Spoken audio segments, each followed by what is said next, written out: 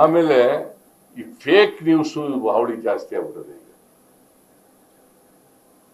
ಸುಳ್ಳು ಸುದ್ದಿಗಳು ಹಬ್ಸೋದು, ಯಾರೇ ಮಾಡಿರ್ಲಿ, ಯಾವ ಪಕ್ಷದವರೇ ಮಾಡಿರ್ಲಿ, ಅಥವಾ ಯಾರೇ ಸಾಮಾನ್ಯ ಜನ ಮಾಡಿರ್ಲಿ, ಅಥವಾ ಪಕ್ಷದ ಅಭಿಮಾನಿಗಳು ಮಾಡಿರ್ಲಿ,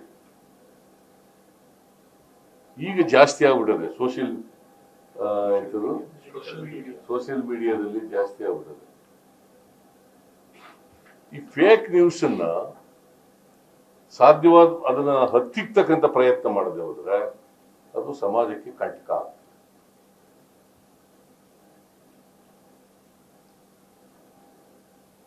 ಒಬ್ರು ತೇಜವಧೆ ಮಾಡೋದು, ಕಳಂಕ ತರ್ತಕ್ಕಂಥದ್ದು ಮಾಡೋದು, ಕೋಮ ಸೌಹಾರ್ದ ಹಾಳು ಮಾಡ್ತಕ್ಕಂಥದ್ದು ಮಾಡೋದು,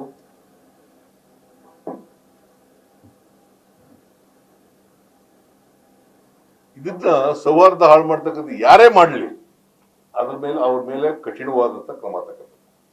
ಈಗ ನಾವು ಕರ್ನಾಟಕದಲ್ಲಿ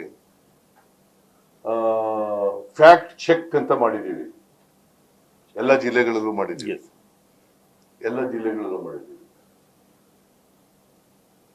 ಅದನ್ನ ಸ್ಟ್ರಿಕ್ಟ್ ಆಗಿ ಮಾಡಬೇಕು.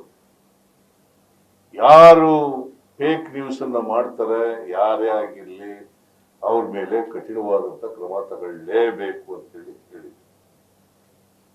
ಕೋಮು ಸೌಹಾರ್ದ ಹಾಳು ಮಾಡ್ತಕ್ಕಂಥದ್ದು, ತೇಜವಧೆ ಮಾಡ್ತಕ್ಕಂಥದ್ದು, ಕಳಂಕ ತರ್ತಕ್ಕಂಥದ್ದು, ಅದನ್ನ ದುರುದ್ದೇಶದಿಂದ ಉದ್ದೇಶಪೂರ್ವಕವಾಗಿ ಮಾಡ್ತಕ್ಕಂಥದ್ದನ್ನ ಸಹಿಸಲ್ಲ ಅಂತಕ್ಕಂಥ ಮಾತನ್ನು ಹೇಳಿದ್ದೇನೆ. ಮತ್ತೆ ಡ್ರಗ್ಸ್ ಬಗ್ಗೆನೂ ಕೂಡ ಬಹಳ ಸ್ಪಷ್ಟವಾಗಿ ಹೇಳಿದ್ದೀನಿ. ಇದನ್ನ ಎರಾಡಿಕೇಟ್ ಮಾಡಲೇಬೇಕು. ನಿಮಗೆ ಎಲ್ರಿಗೂ ಗೊತ್ತಿದೆ ಯಾರ್ಯಾರು ಡ್ರಗ್ಸ್ ಇದರಲ್ಲಿ ವ್ಯಾಪಾರದಲ್ಲಿ ಇದಾಗಿದ್ದಾರೆ, ಭಾಗಿಯಾಗ್ತಾರೆ, ಯಾರು ಮಾಡ್ತಾರೆ, ಎಲ್ಲಿಂದ ತರ್ತಾರೆ, ಹೆಂಗೆ ಡಿಸ್ಟ್ರಿಬ್ಯೂಟ್ ಮಾಡ್ತಾರೆ, ಎಲ್ಲೆಲ್ಲಿ ನಡೀತದೆ ಎಲ್ಲ ಗೊತ್ತಿರ್ತದೆ. ಅದನ್ನು ನಿಲ್ಲಿಸಬೇಕು ಅಂತಕ್ಕಂಥದ್ದನ್ನ ಮಾಡಿದ್ದೇನೆ, ಹೇಳಿದ್ದೇನೆ ಬಹಳ ಸ್ಪಷ್ಟವಾಗಿ. Cyber crime. ಸೊ ಇದರಿಂದ ಈಗ ಸಮಾಜದಲ್ಲಿ ಬೆಳವಣಿಗೆ ಆಯ್ತಾ ಹೊಸ ರೂಪದ ಅಪರಾಧಗಳು ಸೃಷ್ಟಿಯಾಗ್ತವೆ. ಹೊಸ ರೂಪದ ಅಪರಾಧಗಳನ್ನು ತಡಿಲಿಕ್ಕೆ ಹೊಸ ತಂತ್ರಜ್ಞಾನಗಳು, ಟ್ರೈನಿಂಗ್ ಆಗಬೇಕು, ಅದನ್ನೆಲ್ಲ ಮಾಡಬೇಕು ಅಂತ ಹೇಳಿದ್ದೀವಿ. ಟ್ರೈನಿಂಗ್ ಕೊಡ್ತಾ ಇದ್ದೀವಿ, ಬಟ್ ಇನ್ನು ಹೆಚ್ಚು ಮಾಡಬೇಕು ಅಂತಕ್ಕಂಥದ್ದನ್ನು ಕೂಡ ಹೇಳ್ತಾ ಇದ್ದೀವಿ. ಸೊ ಡ್ರಗ್ ಮೆನೇಜ್ ಇದೆಯಲ್ಲ, ಅದು ಇಡೀ ರಾಜ್ಯದಲ್ಲಿ ಈಗ ಮೈಸೂರು ಅಂತ ಕಡೆ, ಬೆಂಗಳೂರು ಅಂತ ಕಡೆ, ಹುಬ್ಬಳ್ಳಿ ಧಾರವಾಡ ಅಂತ ಕಡೆ, ಮಂಗಳೂರು ಅಂತ ಕಡೆ, ಬೆಳಗಾಂ ಅಂತ ಕಡೆ, ಇವುಗಳಲ್ಲಿ ಜಾಸ್ತಿ ಆಗ್ತಾ ಇದೆ. ಕಾರ್ಪೊರೇಷನ್ ಏರಿಯಾಗಳಲ್ಲಿ ಜಾಸ್ತಿ ಆಗ್ತದೆ.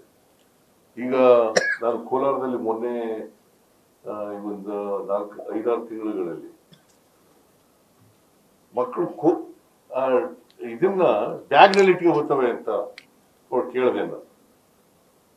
ಅಂತದೆಲ್ಲ ಈ ಪೊಲೀಸ್ನವ್ರಿಗೆ ಹೇಳಿದ್ದೀನಿ ನಾನು, ಮಕ್ಕಳಲ್ಲಿ ಜಾಗೃತಿ ತರಬೇಕು. ನಂಬರ್ 1.